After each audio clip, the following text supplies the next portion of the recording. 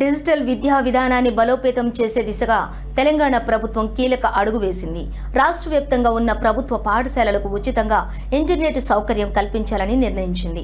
ఈ మేరకు ప్రభుత్వ రంగ సంస్థలైన BSNL, T-Fiberతో పాఠశాల విద్యాశాఖ అధికారులు ఒప్పందం కుదుర్చుకున్నారు. ఈ నిర్ణయంతో సర్కారీ బడుల్లో చదువుతున్న విద్యార్థులకు ఆధునిక సాంకేతిక విద్య మరింత అందుబాటులోకి రానుంది.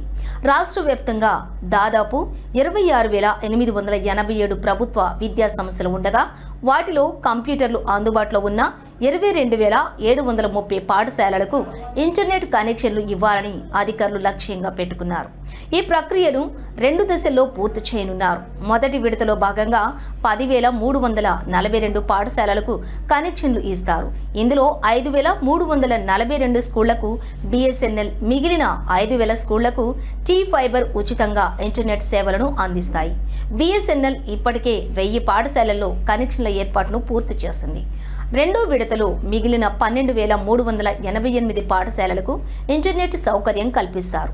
ఇందులో 9,404 పాఠశాలలకు BSNL, 2,984 పాఠశాలలకు T-Fiber కనెక్షన్లు ఇస్తాయి.